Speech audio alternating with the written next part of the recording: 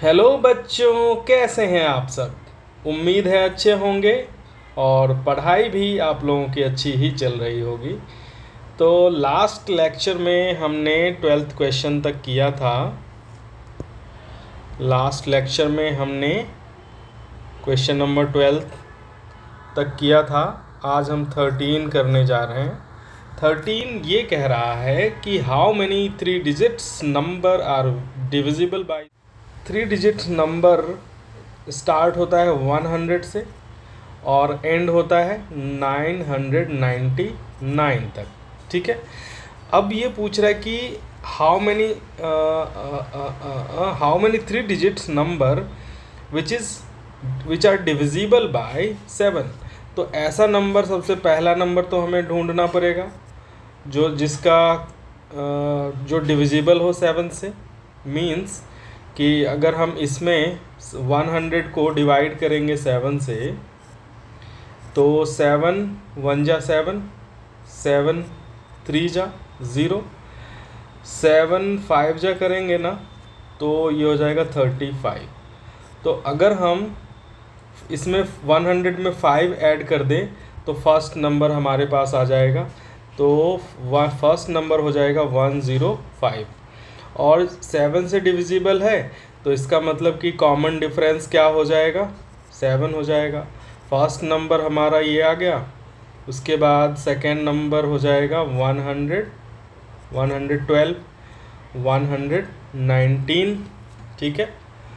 तो इस तरीके से ये एक एपी फॉर्म हो रहा है। अब ये कह रहा है कि इसके 100 से लेके 999 के बिटवीन में कितने ऐसे नंबर हैं जो कि 7 से डिविजिबल है। तो इसके लिए सबसे पहला हमारे पास ये है, ये क्या गिवन है 105। और हम एक लास्ट नंबर निकालेंगे कि यहाँ पे जो एक नंबर आएगा यहाँ पे ये कौन सा नंबर होगा। तो उसके लिए फिर से हम क्या करेंगे, डिवाइड कर लेते हैं। फिर से हम लोग डिवाइड कर लेते हैं 999 को 7 से डिवाइड करेंगे।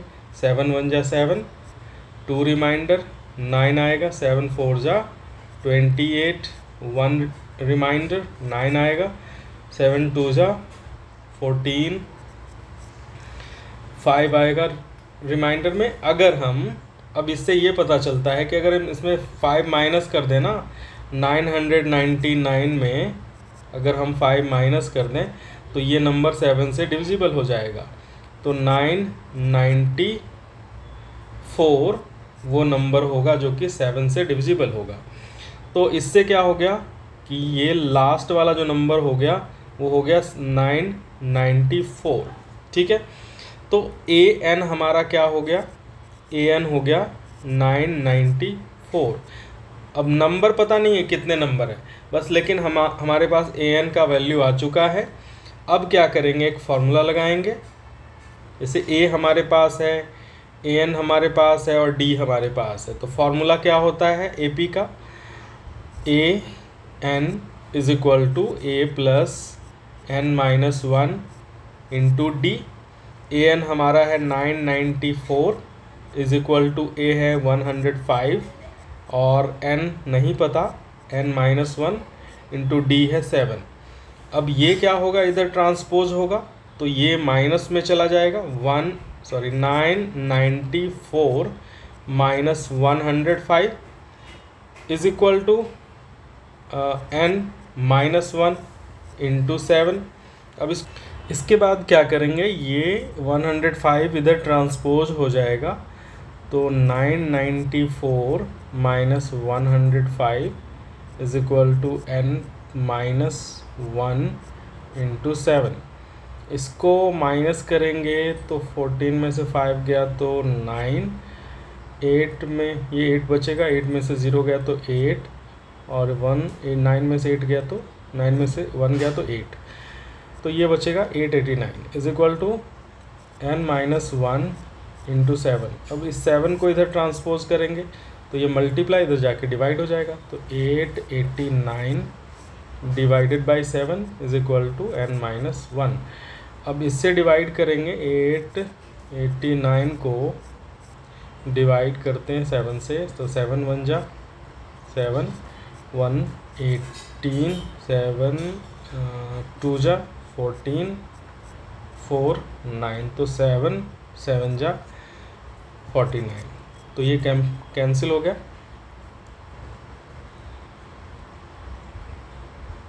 तो ये कैंसिल हो गया, डिवाइड हो गया कम्प्लीटली।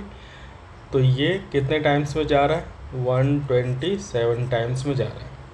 तो यहाँ पे 127 इज इक्वल टू n-1। अब ये 1 को इधर ट्रांसपोज करेंगे तो माइनस में इधर जाके प्लस हो जाएगा, तो ये हो जाएगा 128 इज इक्वल टू n। तो पूछ रहा था कि कितने ऐसे नंबर होंगे जो कि 7 से डिविजिबल होंगे और वो 3 डिजिट नंबर होंगे। तो ऐसे 127 नंबर होंगे जो 7 से डिविजिबल होंगे। ठीक है, चलिए अब नेक्स्ट क्वेश्चन है क्वेश्चन नंबर 14। इसमें क्या कह रहा है कि how many multiples of 4 lies between 10 and 250। 10 और 250 के बिटवीन में 10 और 250 के बिटवीन में ऐसे कितने नंबर है जो कि 4 से डिविजिबल हैं, यानी कि 4 के मल्टीपल हैं। तो ऐसे ही जैसे हमने 13 का क्वेश्चन किया था वैसे ही इसको भी कर लेते हैं। तो फर्स्ट नंबर जो होगा 12 से बड़ा वो 4 से डिविजिबल होगा 12, ठीक है। उसके बाद फिर 16, उसके बाद फिर 20। तो इस तरीके से एक AP बन जाता है। अब हम लास्ट नंबर निकालते हैं, यानी कि AN वाला नंबर हम लोग निकालेंगे। उसके लिए क्या करेंगे, जैसे हमने उसमें डिवाइड किया था तो 250 को डिवाइड करेंगे 4 से, 4 और इससे कम होना चाहिए तो हमें देखना पड़ेगा।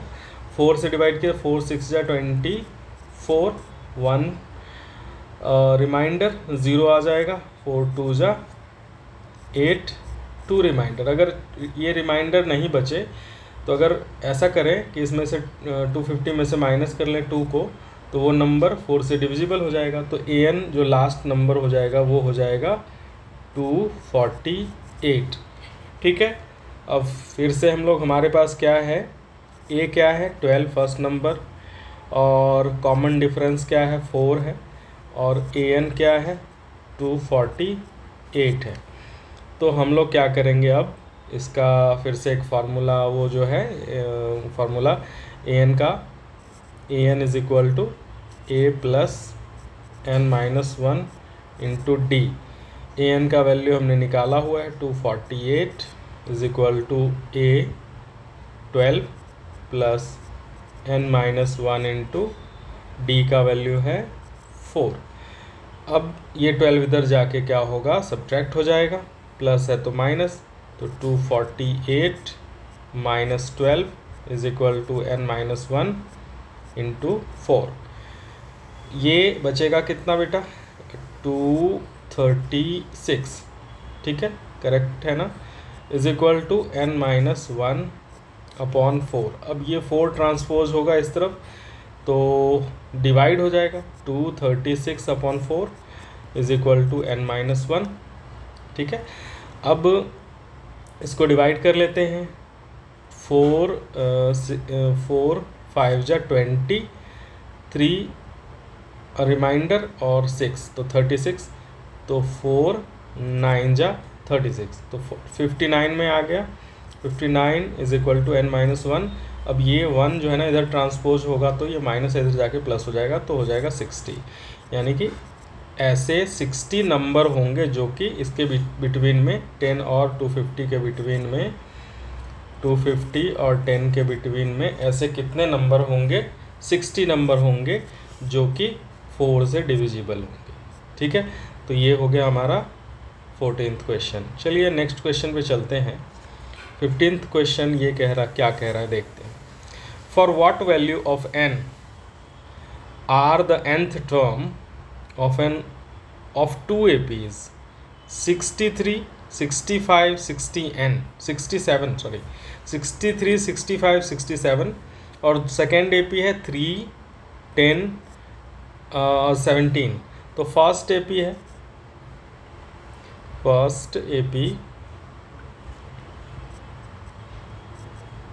फर्स्ट AP क्या है भाई, 63 65 67, ठीक है। अब ये कह रहा है कि इसका और दूसरा सेकेंड एपी क्या है वो भी लिख लेते हैं। सेकेंड एपी है 3, 10, 17।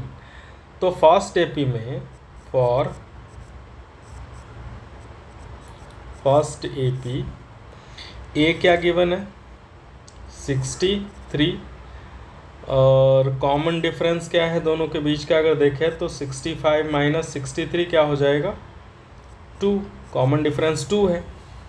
उसके बाद ये आ गया, और ए एन हमें निकालना है कि दोनों का ऐसा कौन सा नंबर का जो ए पी होगा दोनों का वो इक्वल हो जाएगा, तो ए एन हमें इसका निकालना होगा। उसी तरीके से फिर हम सेकेंड ए पी की बात करें, सेकेंड ए पी में क्या है ए कितना है 3 है, और कॉमन डिफरेंस क्या है 10 माइनस 3 इज इक्वल टू 7, ठीक है।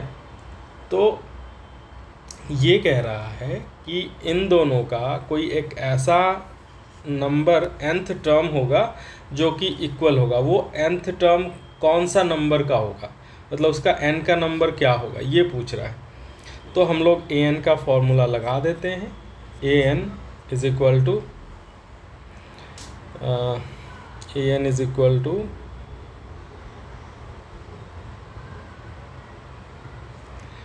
तो ए एन का फॉर्मूला लगा देते हैं। A N is equal to for first AP, पहले हम लोग फर्स्ट एपी की बात कर लेते हैं। A N is equal to A plus N minus 1 into D. N दोनों के केस में सेम है, तो हम इसके लिए हम लोग ऐसे कर सकते हैं। अभी देखिए क्या करना है। ए एन नहीं पता, और ए का वैल्यू हमारे पास फर्स्ट एपी का क्या है, फर्स्ट एपी के लिए ए 63 है, तो 63 प्लस एन नहीं पता एन माइनस 1, और डी हमें पता है 2, ठीक है। तो ये हो गया ए एन का वैल्यू फॉर फर्स्ट एपी। अब सेकेंड एपी की बात करें तो इसको अगर हम फर्स्ट इक्वेशन ले लें तो कोई दिक्कत नहीं होनी चाहिए। सेकेंड एपी की बात करें तो ए एन उसका भी निकाल लेते हैं, is equal to A plus N minus 1 into D.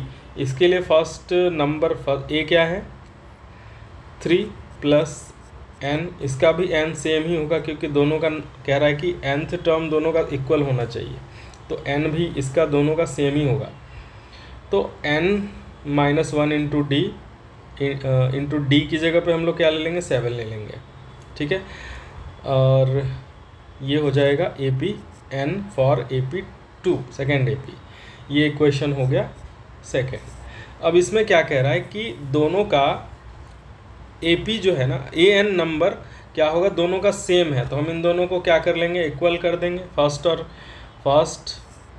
Is equal to second, तो फिर क्या होगा फर्स्ट के लिए हो गया 63 plus N minus 1 into 2 is equal to, second के लिए हो गया 3 प्लस एन माइनस 1 इंटू 7। अब इसको कैलकुलेट कर लेते हैं। 63 plus 2n minus 2 is equal to 3 into 7, 3 plus 7n minus 7। अब n को एक तरफ लेके चलते हैं इस तरफ, और n को इधर ट्रांसपोज कर देते हैं, बाकी नंबर्स को इधर ट्रांसपोज कर देते हैं, और ये इसमें से 2 माइनस जाएगा तो 61 बचेगा। तो 2n ये इधर आगे आएगा, इस तरफ ट्रांसपोज होगा 7n, तो प्लस है इधर जाके माइनस हो जाएगा माइनस 7n, और 3 माइनस 7 तो माइनस 4 हो गया, और ये भी ट्रांसपोज हो रहा है तो इसमें से माइनस करके तो 61 आ रहा है, तो ये प्लस में 61 आ रहा है, तो इधर इसको ट्रांसपोज करेंगे तो माइनस में 61 आ जाएगा, ठीक है। अब इन दोनों का डिफरेंस निकालेंगे तो आएगा minus 5n is equal to ये आ जाएगा माइनस 65। अब दोनों तरफ माइनस है तो कैंसिल कर देंगे। अब n इज इक्वल टू 65, इस 5 को ट्रांसपोज करेंगे दूसरी तरफ तो ये आएगा 5 डिवाइड में। अब 5 से 13 टाइम्स में आ जाता है तो n का वैल्यू 13 हो जाएगा। तो ये जो पूछ रहा था कि कौन सा टर्म, दोनों का कौन कौन सा टर्म इक्वल होगा, तो दोनों का 13th टर्म जो होगा ना वो इक्वल हो जाएगा। चलिए अब नेक्स्ट क्वेश्चन पे चलते हैं, क्वेश्चन नंबर 16। क्वेश्चन नंबर 16 में क्या कह रहा है? Question number 16, determine the AP whose third term is 16।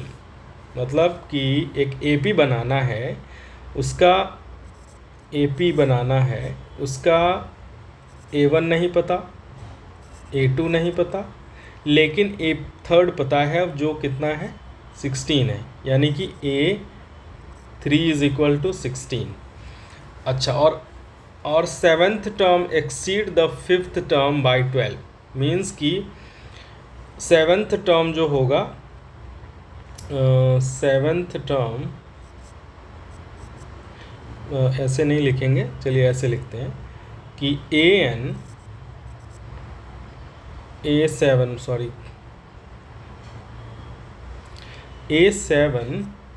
exceed by 12 with A5। तो A5 से A5 में अगर 12 ऐड करेंगे तो वो A7 का वैल्यू आ जाएगा। तो आइए इन दोनों से ना इक्वेशन बनाना पड़ेगा, तब जाके ये सॉल्व हो जाएगा। A3 का क्या फॉर्मूला होता है? A3 is equal to, first term हमारे पास नहीं पता, तो A प्लस 3 माइनस 1 यानी n-1, इसको लेके चलें, n-1 इंटू डी होता है। तो A3 का वैल्यू क्या हो जाएगा? A नहीं पता, और A3 का वैल्यू गिवन है 16, तो n की जगह पे क्या आ जाएगा? 3 आ जाएगा। 3 माइनस 1 इंटू डी भी नहीं पता, तो इससे हो जाएगा 16 is equal to A plus 2D हो जाएगा। ये फर्स्ट इक्वेशन। और इससे भी हम एक इक्वेशन निकाल लेते हैं, क्या होगा? A7 पहले लिखिए। A7 क्या होगा? A plus n-1 into D is equal to A plus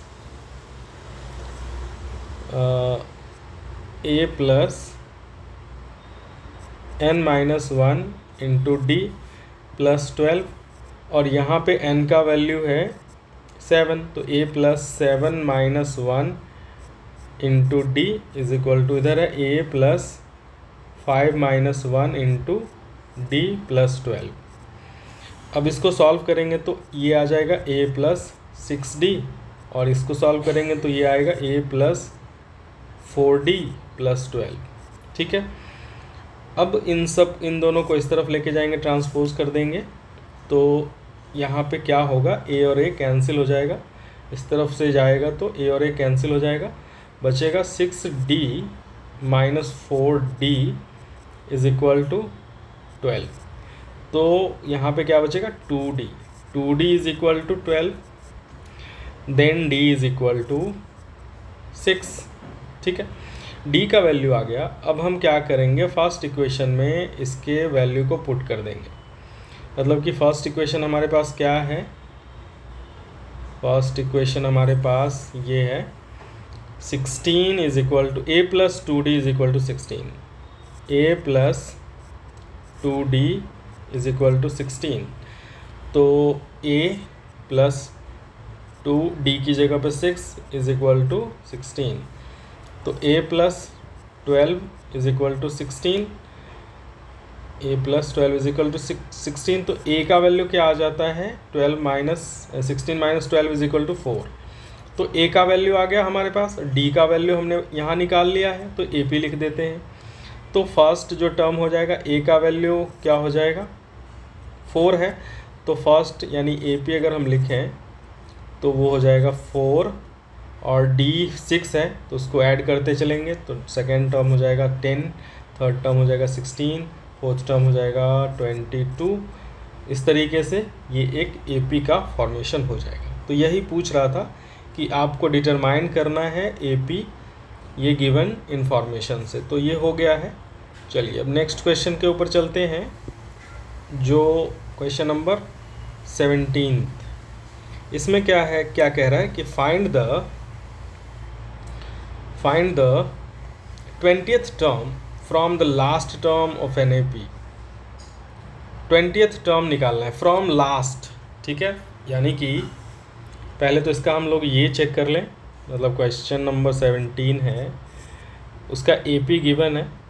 A P वो गिवन है क्या, 3, 8, 13 और लास्ट टर्म है 253, ठीक है। तो अगर हम इसको देखें, इस एपी को देखें, तो उसमें ए क्या है, 3 है, और डी निकालने का 8 - 3 दैट इज़ 5। लेकिन अब हमसे क्या कह रहा है, ये तो मतलब इस तरफ से जाएंगे तो, लेकिन हमसे ये कह रहा है कि लास्ट टर्म से इस तरफ का 20th टर्म क्या होगा, ठीक है। तो उसके लिए हम लोग इस एपी को क्या करते हैं, पलट देते हैं। अगर हम इस एपी को पलट दें तो फर्स्ट टर्म क्या हो जाएगा, ए हो जाएगा कितना, ए हो जाएगा 253, ठीक है। अब उसमें यहाँ पे इस तरफ से पलटेंगे तो डी था पॉजिटिव डी, लेकिन अब जब इसको रिवर्स करेंगे ना तो डी हो जाएगा निगेटिव में, डी -5 हो जाएगा, ठीक है। तो एक एपी हम तैयार कर लेते हैं, जो न्यू एपी है वो फर्स्ट टर्म हो जाएगा 253, देन उसमें से माइनस करेंगे 5 तो वो हो जाएगा 248, और फिर देन उसमें से माइनस करेंगे 5 तो 243। तो इस तरीके से एक एपी तैयार हो गया, और हमसे पूछ रहा है ए 20th टर्म का वैल्यू क्या होगा। सिंपल हो गया अब क्वेश्चन। तो फार्मूला लगाइए, A20 is equal to A plus n - 1 into D. तो इसका जो वैल्यू, ए का वैल्यू है 253 प्लस n कितना है 20 -1 इंटू डी कितना है -5, तो -5।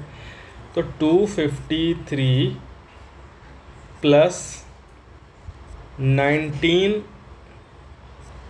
इंटू -5, ठीक है, -5।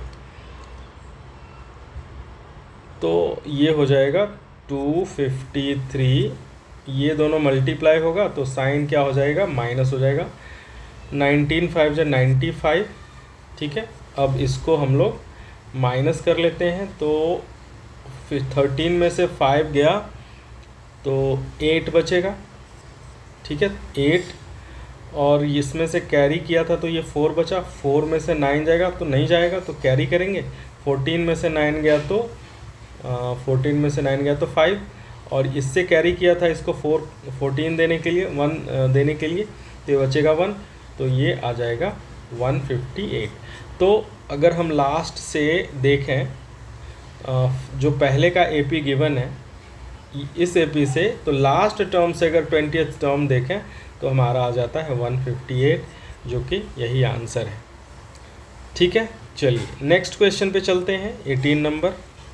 ये क्या कह रहा है कि the sum of 4th and the 8th term of an A P is 24। तो इसमें कह रहा है कि A4 plus A8 is equal to 24, ठीक है। दूसरा इन्फॉर्मेशन क्या है, 6th and 12th term is 44।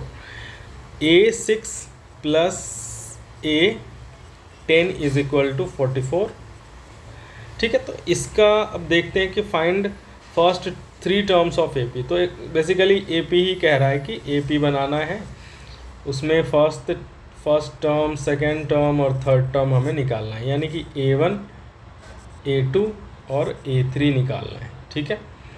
चलिए आगे बढ़ते हैं।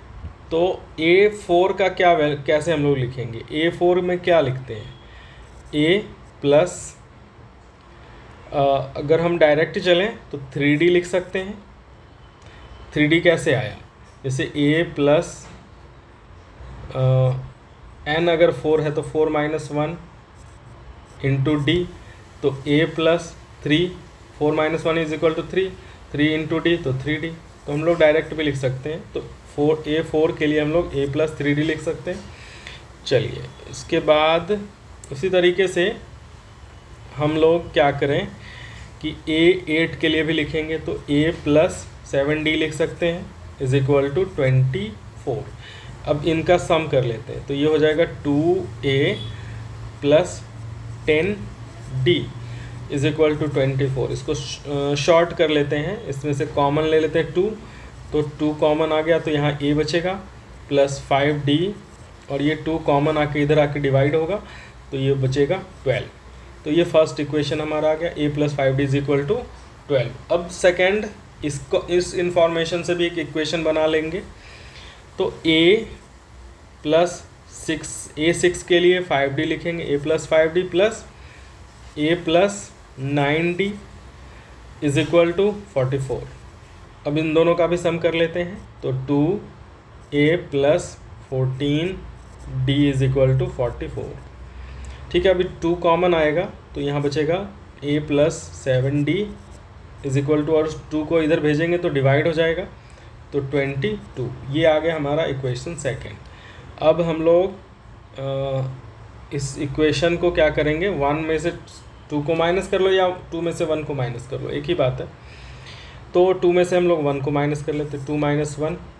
ठीक है, तो क्या मिलेगा हमें, a plus 7d is equal to 22 है, और a plus 5d is equal to 12 है। तो जब भी हम माइनस करते तो सभी का साइन क्या हो जाता है, चेंज हो जाता है, बदल जाता है।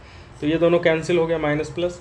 अब 7d में से 5d को माइनस करेंगे तो क्या बचेगा, 2d, और 22 में से 12 गया तो कितना बचेगा, 10। तो यहाँ पे d का जो वैल्यू आ रहा है वो आ जाएगा 2 इधर से इधर चला जाएगा तो डिवाइड हो जाएगा, तो आ जाएगा d का वैल्यू 5। अब d का वैल्यू 5 आ गया, किसी भी इक्वेशन में d का वैल्यू 5 पुट करके हम a का वैल्यू निकाल लेंगे। चलिए फर्स्ट इक्वेशन ले लेते हैं, a plus 5d is equal to 12। d का वैल्यू पुट कर देते हैं, a plus 5 into 5 is equal to 12। तो a plus 25 is equal to 12। अब ये ट्रांसपोज होगा दूसरी तरफ, तो a is equal to 12 minus 25। तो a का जो वैल्यू आ जाएगा, a का वैल्यू आ जाएगा माइनस 13। तो फर्स्ट टर्म d हमारे पास आ चुका है, फर्स्ट टर्म आ चुका है, तो a p लिख देते हैं। फर्स्ट 3 टर्म पूछ रहा है, तो a1 तो वही हो गया माइनस 13।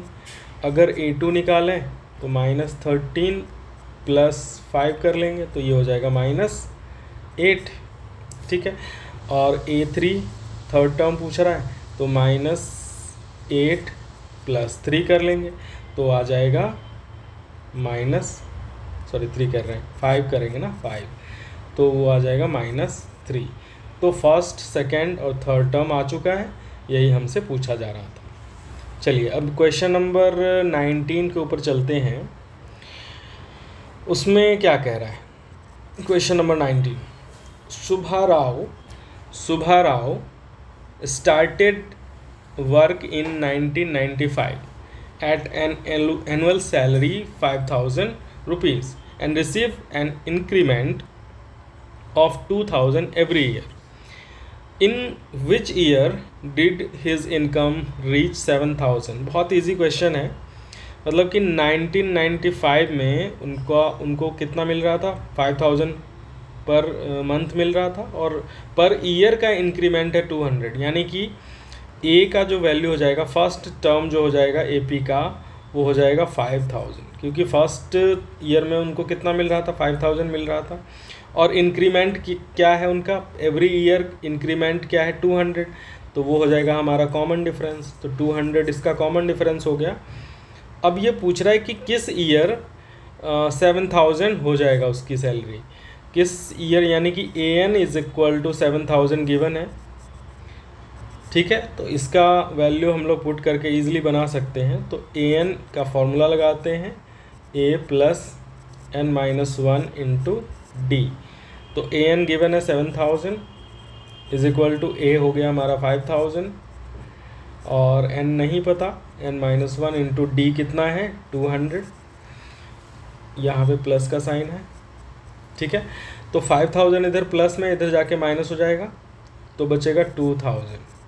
ठीक है, is equal to n minus 1 into 200।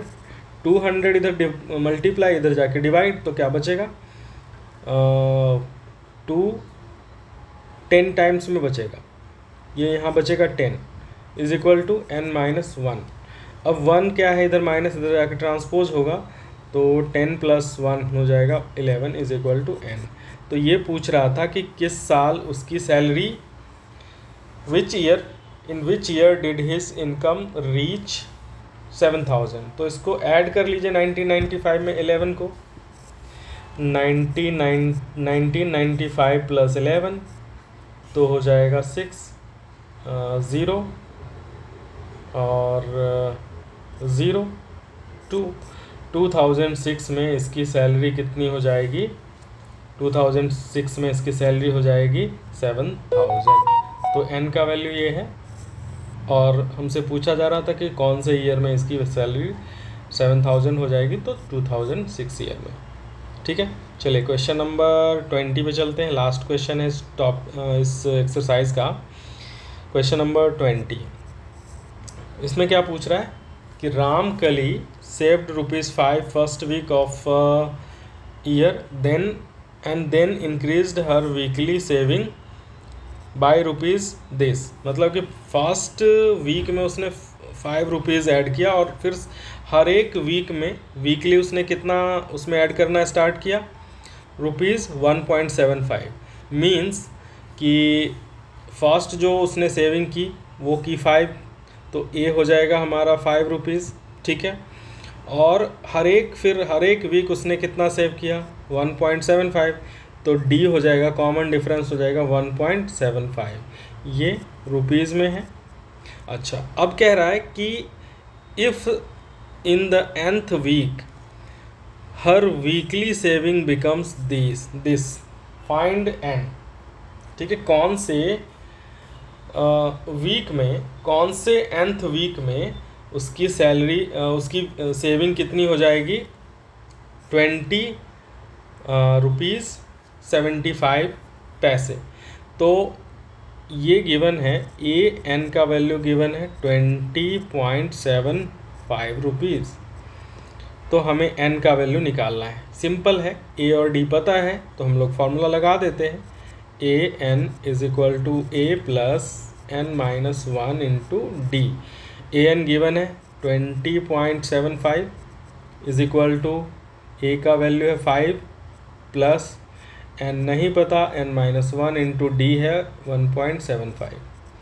ठीक है, ये 5 इधर जाएगा तो क्या बचेगा, 5 माइनस हो जाएगा, तो यहाँ बचेगा 15.75, और इधर बच गया n-1 इंटू 1.75। अब ये ट्रांसपोज होगा इधर, तो डिवीज़न में आ जाएगा, 15.75 डिवाइड करेंगे 1.75 से, ये डेसिमल क्या होगा, कैंसिल हो जाएगा, इज इक्वल टू n-1। अब इसको डिवाइड करते हैं 25 से, तो 25 से इसको डिवाइड करेंगे 1575 को 25 से, तो 25 6 जा 150 होता है, 7 रिमाइंडर 5 आया तो 3 टाइम्स में, तो ये कैंसिल हो गया 63 टाइम्स ना, 63 टाइम्स। एंड इसको अगर डिवाइड करेंगे तो ये हो जाएगा 7 टाइम्स में। ठीक है, अब 7 से 9 टाइम्स में, तो क्या बचा, 9 इज इक्वल टू n-1। अब इसको ट्रांसपोज करेंगे इस तरफ, तो n का हो जाएगा वैल्यू 10। तो यही पूछ रहा था कि कौन से वीक में उसकी वीकली सेविंग हो जाएगी इतना, तो ये n का वैल्यू आ गया। तो हमने ये एक्सरसाइज पूरा कंप्लीट कर लिया है। आई होप कि आप लोगों को बहुत पसंद आया होगा, और नेक्स्ट जो वीडियो मैं लाऊंगा उस वाले में मैं इसके बाद वाला जो एक्सरसाइज है ना, सम ऑफ एपी वाला, वो मैं करूंगा। ठीक है, और अगर आप लोग इस हमारे चैनल को पसंद कर रहे हैं तो सिर्फ देख के मत जाइए, लाइक और सब्सक्राइब भी कीजिए और शेयर कीजिए उन लोगों के पास जिनको इसकी ज़रूरत है। तो बहुत बहुत थैंक यू, आप लोगों को बहुत बहुत नमस्कार है, बाय।